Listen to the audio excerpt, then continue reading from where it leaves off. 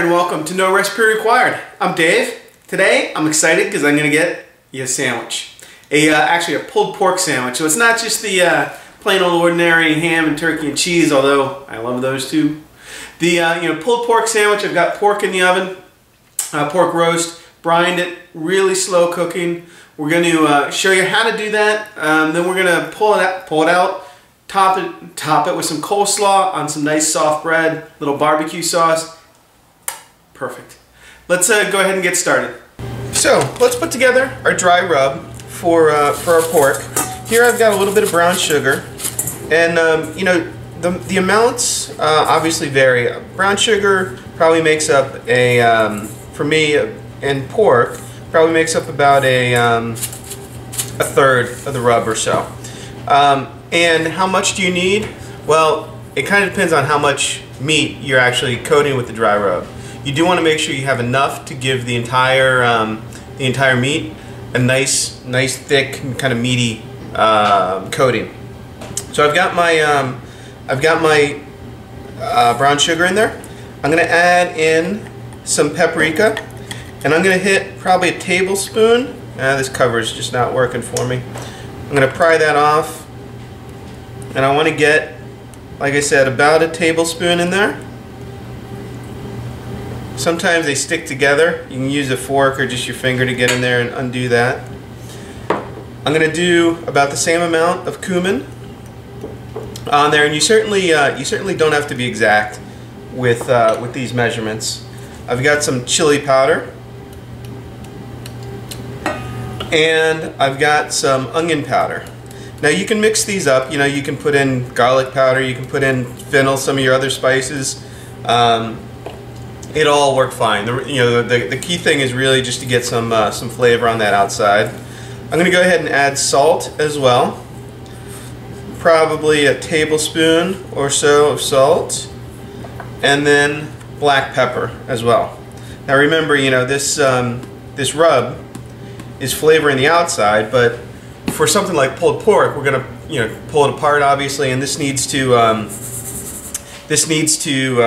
flavor the entire piece of meat, which is pretty big. So we're going to go ahead and just kind of mash this up, mix it all together, and then you've got your dry rub. Okay, so time to get the dry rub on the pork.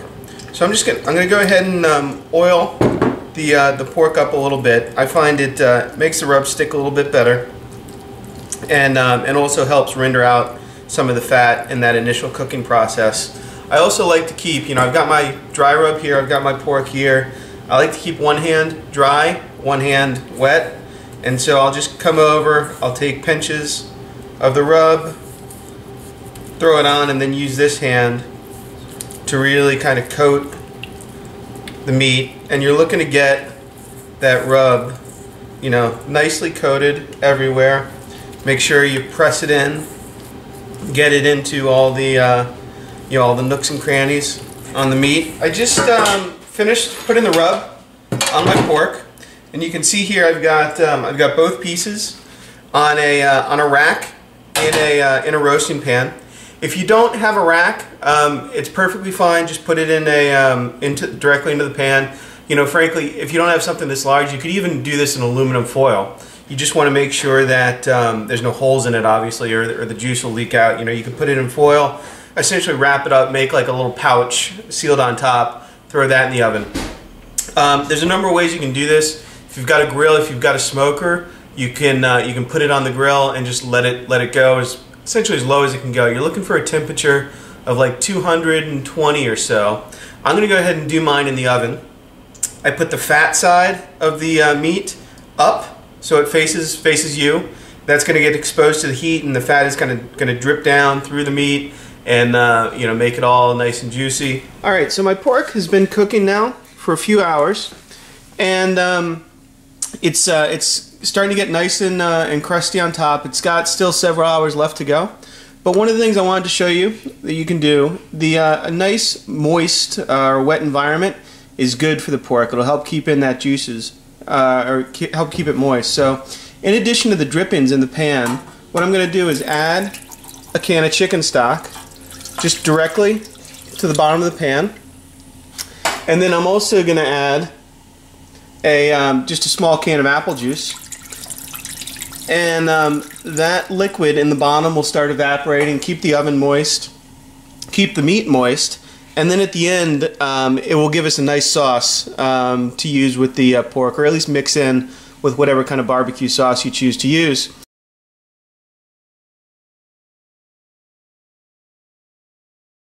Okay, so this is my big pile of vegetables for the coleslaw. I've got the base cabbage underneath. I've got my red cabbage, I've got my carrots, and I've got my red onions. You know, carrot and red onion probably about same volume, half the amount of red cabbage as I've got white cabbage. Once I can mix this all together, obviously I just stacked them up like this to show you guys the different vegetables. We'll mix them all together, but first thing, before we do that, we're going to go ahead and make our dressing. Okay, for our dressing, like I said, I'm going to make a creamy coleslaw now. I've made vinegar coleslaws. I think they're just as good. Just a matter of preference and kind of what day of the week. I've got some mayo here. And you know, you also got to think about, do you like your coleslaw wet and heavily dressed, or do you like it lightly dressed? I think I've essentially got a head and a half of cabbage. I think for that you probably need a cup of mayo to start off with. And you know, the beauty about making it in a separate dish like this is you can always add a little bit more. You can always take it away when you're mixing it with the vegetables. I've got some sour cream here. I'm going to put in, you know, probably 2 good-sized tablespoons, and I'm going to put in about half a tablespoon of Dijon mustard. I'm going to hit that with a little bit of honey for sweetness. Probably a tablespoon there. And then I've got some apple cider vinegar here, which will give me a nice little tartness to it. By the way, apples themselves would be a great addition to the coleslaw as well, especially if you're going for pork. I've got a good pinch of salt and some freshly ground pepper. Once we've got it together, you want to give it a quick taste. Make sure it's where you want. The seasoning is right. This, you know, it has a beautiful tanginess. Obviously, it's creamy from the vinegar. From the sour cream, you've got that tartness and just a little bit of sweetness from the honey that we put in there. So we're ready to go. Okay, now that the vegetables are all cut, I've got my dressing made.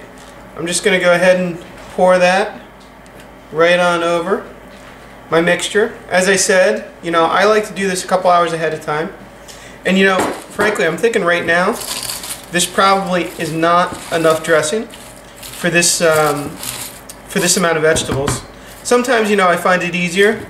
Find a big piece like that, you may want to pull it out, but not a huge deal. Sometimes I find it easier to kind of just go in on the side and toss everything together. Sometimes, depending on the cut and the amount and quantity, you may want to use some tongs like this, and you can just kind of grab and toss as you go. You know, the final judge on the amount of dressing is you. So just you know, toss it together and see how far it goes.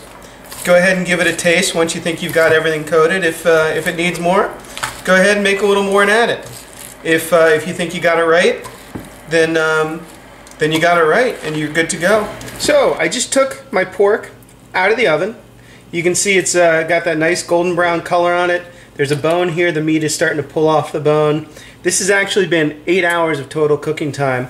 You'll notice I've got a meat thermometer in here. The meat thermometer is not so much so I can figure out if the pork is done or not. After 8 hours, it's definitely done.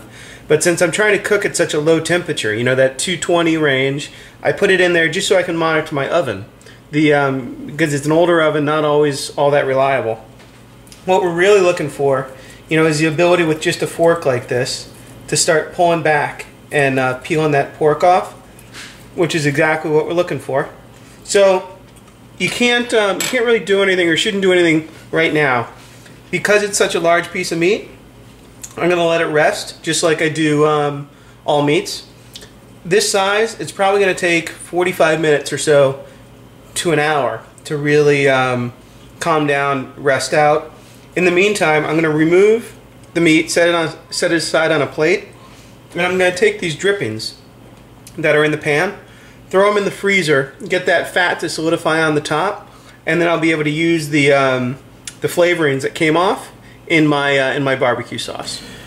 Okay, so I've let my pork now rest for a good 45 minutes or so, and now we're gonna break it down.